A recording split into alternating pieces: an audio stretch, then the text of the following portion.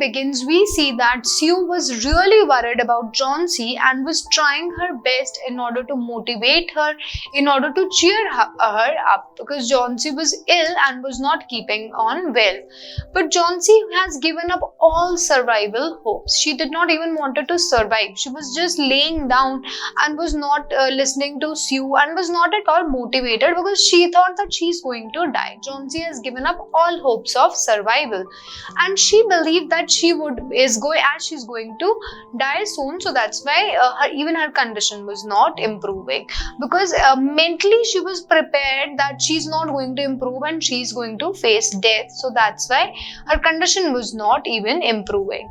Now, as doctor came and doctor was seeing her for the treatment, so doctor also asked Johnsy and Sue to relieve all the tension. So doctor asked Johnsy first of all that you should not be stressed, you should relieve all your worries, otherwise medicines are not going to respond. Medicine will work only when you are positive about it, otherwise medicines won't even work. Now what happened, Sue and doctor told Sue that you need to work hard a lot and need to cheer up Johnsy and bring the survival instinct in her, otherwise she is going to die. Now, do you know that there's also one survey that was conducted? So in that survey, it's a very interesting survey where there were two kind of medicines which were prepared for the people who were actually having some pain in their body. Now, one medicine was just some sugar pills, and another one was actually the dose which was supposed to work upon the patients. Now, given the medicines to the patients, both the patients responded in a very similar way to the medicine, the fake medicine and the real medicine, because it is all psychological. We take medicine and as soon as we take medicine, we think that ab to theek ho gaye hain. Why? Because it is all psychological. It is all working in our mind. It is all working that if we have taken medicine, now we are going to be fine. But here in the story, we see that Johnsy, who has given up all hopes of survival, so even medicines were not working because she thought she's going to die. So that's why medicines were not working. So medicines work only when your mind is also equally strong. Then we said that Johnsy, who had no survival instinct, had no interest. She took no interest in her surroundings. She was just laying down on her bed all day. She was not doing any artwork, or she was not looking and doing any interesting thing, and was even non-responsive to Sue's efforts. As Sue was putting a lot of efforts in order to cheer her up, Johnsy did not respond in a very well manner. She was just sitting and did not respond at all. So one day when Johnsy was sitting near the window, she saw an ivy plant losing all its leaves one by one. So there was an ivy plant just next to her window, and she noticed that the plant was losing its leaf one by one. The leaves of the plant were actually falling. Seeing the condition of the plant, when she saw the condition of the plant, that how the leaves were shedding away, Johnsy, she said that she would die when the last leaf of the plant would fall. So this was her prediction, that she would also die when the last leaf of the plant would actually fall, when it would the plant would have no leaf. At that point her life would actually end. Now Johnsy was too depressed to think positively, which is clearly shown that from a plant she is comparing her life, though there is no relation between the lifespan of Johnsy and lifespan of plant, but she is actually comparing herself to it because she was too depressed that she could not even think of anything positively. Then we see that Johnsy started counting the remaining leaves of the ivy plant. It was 10, 9, 8. Day after day, the leaves of the plants were actually shedding. Now, Sue was very worried, because she was very worried that if she actually keeps on thinking like this, she's going to die. She would actually die with the last leaf of ivory, because it is all in her mind. Now, as she was very worried, she approached a man named Behrman. So, Behrman was an old artist and who lived downstairs in their apartment only.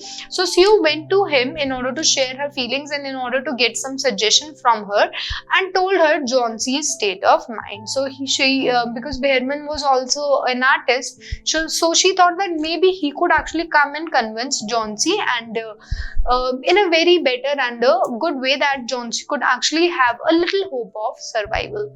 So when she told about him, so Behrman was also astonished that that why this is happening. So he planned to visit Jhansi, but when he came to visit Jhansi, Jhansi was actually sleeping during that time.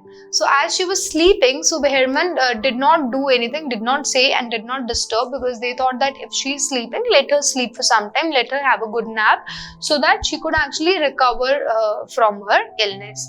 Now Behrman and Sue, as they were not doing anything, so they sat near the window and they were just having tea, when the Sue told him about the ivy plant and how there was just last leaf which was left on that plant. Now as it was raining very heavily, so it was very sure that the last leaf from the plant would also fall, and if it would fall, then Jhansi is going to lose all her hopes and she would also die with this plant. Now, Behrman decided to do something for the young girl. So what he did, he painted a very similar leaf of that ivy plant, and then he tied it on the creeper while Jhansi was sleeping. So he was, as he was also an artist, he painted exactly same leaf.